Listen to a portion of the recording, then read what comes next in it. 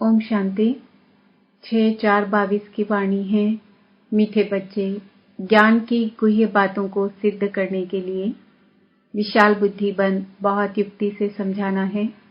कहा जाता है, सांप भी मरे लाठी भी ना टूटे। प्रश्न, हाहाकार के समय पास होने के लिए कौन सा मुख्य गुण जरूर चाहिए? उत्तर, धैर्यता का। लड़ाई के समय ही तुम्हारी प्रत्यक्षता होगी। जो मजबूत होंगे वही पास हो सकेंगे।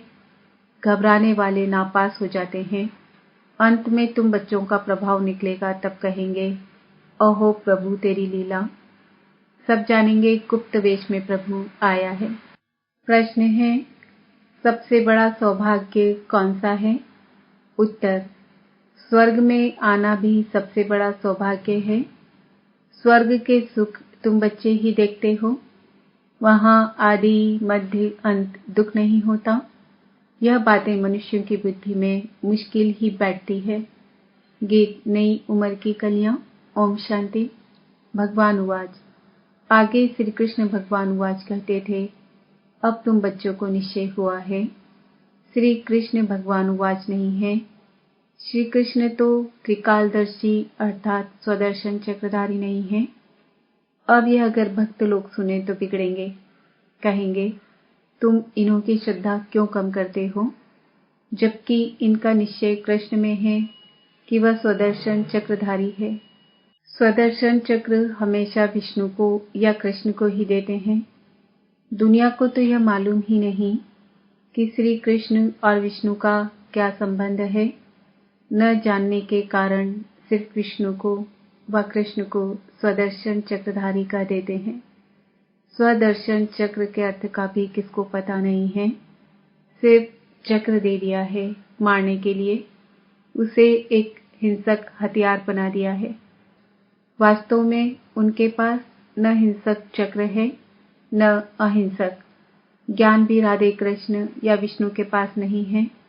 कौन सा ज्ञान? यह सृष्टि चक्र के फिरने का ज्ञान। वह सिर्फ तुम्हारे में है। अब यह तो बड़ी गुह्य बातें हैं। यह सब बातें युक्ति से कैसे समझाई जाए जो समझ भी जाए, प्रीत भी कायम रहे। सीधा सीधा समझाने से बिगड़ेंगे। कहेंगे कि आप देवताओं की निंदा करते हैं, क्योंकि वह सब है एक समान, सिवाय तुम ब्राह्मणों के। तुम कितनी छोटी छोटी बच्चियां हो।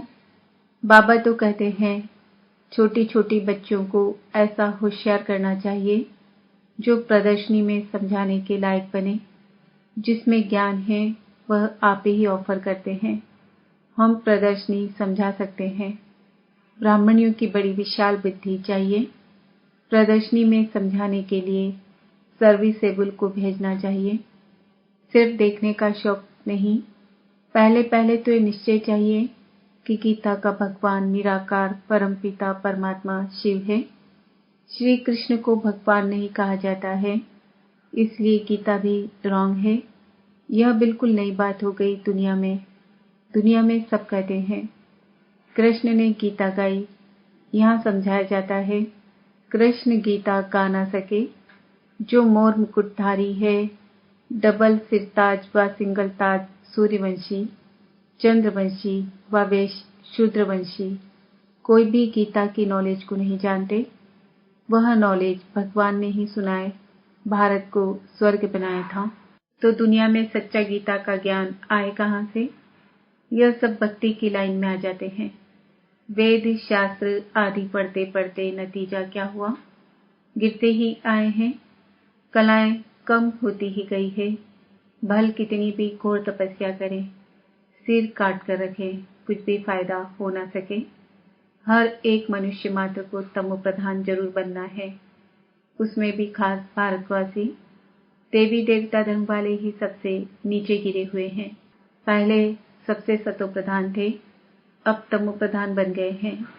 जो बिल्कुल ऊंच पैराडाइज के मालिक थे, वह अब नर्क के मालिक बन गए हैं। तुम बच्चों की बुद्धि में यह रहना चाहिए कि शरीर पुरानी जूती है जिससे हम पढ़ रहे हैं। देवी देवता धर्म वालों की सबसे जास्ती पुरानी जूती है। भारत शिवालय था। देवताओं का राज्य था, हीरे जवाहरों के महल थे। अब तो वेश्यालय में असुर विकारियों का राज्य है। ड्रामा अनुसार फिर इनको वेश्यालय से शिवालय बनना ही है। बाप समझाते हैं, सबसे जास्ती भारतवासी ही गिरे हैं। आधा कल्प तुम ही विषय विकारी थे। अजामिल जैसी पाप आत्मा भी भारत में ही थे। सबसे बड़ा पाप है विकार में जाना। देवताएं जो संपूर्ण निर्विकारी थे, वह अब विकारी बने हैं, गोरे से सांवरे बने हैं। सबसे ऊंचे ही सबसे नीच बने हैं। बाप कहते हैं, जब संपूर्ण तमो प्रधान बन जाते हैं, तब उनको मैं आकर संपूर्ण सतो प्रधान बनाता हूँ। अभी तो कोई को संपूर्ण निर्विकारी कह ना सके, बहुत फर्क है। भल करके यह जन्म कुछ अच्छा है। आगे का जन्म तो अजामिल जैसा होना चाहिए। बाप कहते हैं, मैं पतित दुनिया और पतित शरीर में ही प्रवेश करता हूँ।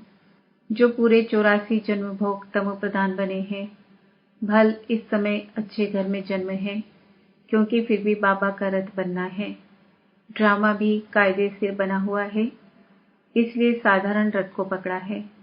यह भी समझने की बातें हैं।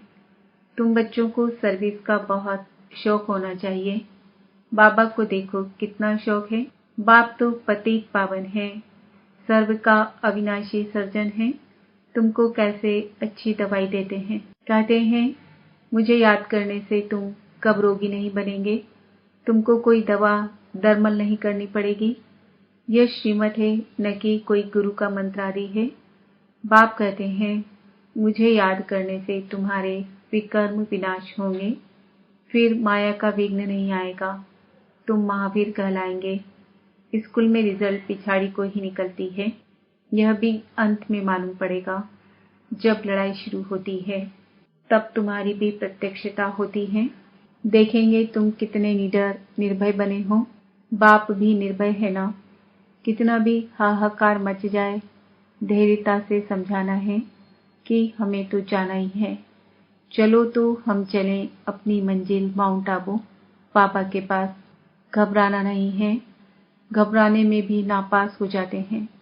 इतना मजबूत बनना है। पहले पहले आफतें आएंगी फैमन की। बाहर से अनाज आ नहीं सकेगा, मारामारी हो जाएगी। उस समय कितना निडर बनना पड़े। लड़ाई में कितने पहलवान होते हैं। कहते हैं मरना और मारना है, जान का भी डर नहीं है। भल उनको यह भी ज्ञान नहीं है कि शरीर छोड़ दूसरा लेंगे, उनको तो सर्विस करनी है। वो लोग सिखाते हैं, बोलो गुरु नानक की जय, हनुमान की जय। तुम्हारी शिक्षा है शिव बाबा को याद करो। वह नौकरी तो करनी ही है, अथवा देश सेवा तो करनी ही है। जैसे तुम शिव बाबा को याद करते हो, इस प्रकार कोई भी याद नहीं करते हैं। शिव के भगत तो ढेर हैं, परंतु तुमको डायरेक्शन मिलते हैं, शिव बाबा को याद करो। वापस जाना है, फिर स्वर्ग में आना है। अब सूर्यवंशी चंद्रवंशी दोनों ही राज्य स्थापन हो रहे हैं। यह ज्ञान सबको मिलेगा। जो प्रजा बनने लायक होगा वह उतना ही समझेगा। अंत में तुम्हारा बहुत प्रभाव निकलेगा। तब तो कहेंगे, अहो प्रभु तेरी लीला। जानेंगे कि प्रभु गुप्त वेश में आया है। कोई कहे परमात्मा का व आत्मा का साक्षात्कार हो, परंतु साक्षात्कार से कोई फायदा नहीं। समझो सिर्फ लाइट चिंगारी देखी, परंतु समझेंगे कुछ भी नहीं कि यह कौन है, किसकी आत्मा है व परमात्मा है। देवताओं के साक्षात्कार में फिर भी कुछ भपका होता है, खुशी होती है। यहाँ तो यह भी नहीं जानते कि परमात्मा का रूप क्या है। जितनी पिछाड़ी होती जाएगी तो बाबा बुद्धि का ताला खुलता जाएगा। स्वर्ग में आना यह भी सौभाग्य है। स्वर्ग के सुख और कोई देख ना सके। स्वर्ग में यथा राजा तथा प्रजा रहते हैं। अब न्यू दिल्ली नाम रखा है, परंतु न्यू भारत कब था? यह तो पुराना भारत है। नए भारत में सिर्फ देवता धर्म था, बिल्कुल थोड़े थे। अब तो बहुत है। कितना रात दिन का फर्क है।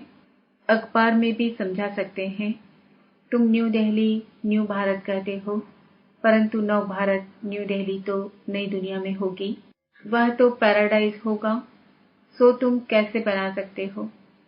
यहाँ तो अनेक धर्म हैं, वहाँ एक ही धर्म है। यह सारी समझने की बातें हैं। हम सब मूल वतन से आए हैं। हम सब आत्माएं ज्योति बिंदु स्टार मिसल हैं। जैसे स्टार आकाश में खड़े हैं, कोई गिरते भी नहीं हैं, ऐसे हम आत्माएं ब्रह्मांड में रहती हैं। बच्चों को अब मालूम पड़ा है कि निर्वाण धाम में आत्मा बोल न सके क्योंकि शरीर नहीं है। तुम कह सकते हो हम आत्माएं परम धाम की रहने वाली हैं। यह नई बात है। शास्त्रों में लिख दिया है कि आत्मा बुदबुदा है, सागर में समा जाती है। तुम अब जानते हो पतित पावन बाप सबको लेने के लिए आया है। 5000 वर्ष के बाद ही भारत स्वर्ग बनता है। यह ज्ञान किसी की बुद्धि में नहीं है। बाप ही आकर समझाते हैं। हम ही राज्य लेते हैं, हम ही राज्य गवाते हैं। इनकी नो एंड ड्रामा से कोई छूट नहीं सकता। कितनी सहज बातें हैं, परंतु किसी की बुद्धि में ठहरती नहीं है। अभी आत्मा को अपने 84 जन्मों के चक्र का मालूम पड़ा है, जिससे चक्रवर्ती महाराजा महारानी बनते हैं। यह सब खत्म होने वाला है। विनाश सामने खड़ा है। फिर क्यों लोग जास्ती करें धन इकट्ठा करने का? सर्विसेबल बच्चा है तो उनकी यज्ञ से पालना होती है। सर्विस नहीं करते तो ऊंच पद भी नहीं मिलेगा। बाबा से पूछ सकते हो, हम इतनी सर्विस करते हैं जो ऊंच पद पाएं। बाबा कह देते हैं आसार ऐसे दिखाई देते हैं जो तुम प्रजा में चले जाएंगे, यहाँ ही मालूम पड़ जाता है। छोटे छोटे बच्चों को भी सिखलाकर इतना होशियार बनाना चाहिए जो प्रदर्शनी में सर्विस करके शो करें। अच्छा, मीठे मीठे सिकिलदे बच्चों प्रति माता पिता बाप दादा का याद प्यार और गुड मॉर्निंग। रूहानी बाप की रूहानी बच्चों को नमस्ते। हम रूहानी बच्चों की रूहानी बाप दादा को याद प्यार, गुड मॉर्निंग, नमस्ते, ओम शांति। धारणा के लिए मुख्य सार, बाप समान निर्भय निडर बनना है, धैर्यता से काम लेना है, घबराना नहीं है, विनाश सामने है, इसलिए जास्ती धन इकट्ठा करने का लोभ नहीं करना है। ऊंच पद के लिए ईश्वरी सेवा कर कमाई जमा करनी है। वरदान, सर्व खजाने जमा कर रूहानी फकूर में रहने वाले बेफिक्र बादशाह भव। बाप दादा द्वारा सब बच्चों को अखुद खजाने मिले हैं। जिसने अपने पास जितने खजाने जमा किए हैं, उतना उनकी चलन और चेहरे में वह रूहानी नशा दिखाई देता है। जमा करने का रूहानी फकूर अनुभव होता है। जिसे जितना रूहानी फकूर रहता है, उतना उनके हर कर्म में वह बेफिक्र बादशाह की झलक दिखाई देती है। क्योंकि जहाँ फकूर है वहाँ फिक्र नहीं रह सकता। जो ऐसे बेफिक्र बादशाह है वह सदा प्रसन्नचित है। स्लोगन, ज्ञानी तू आत्मा वह है जो ज्ञान डांस के साथ संस्कार मिलन की डांस जानता है। आज का समान है, मैं आत्मा बेफिक्र बादशाह हूँ। ओम शांति।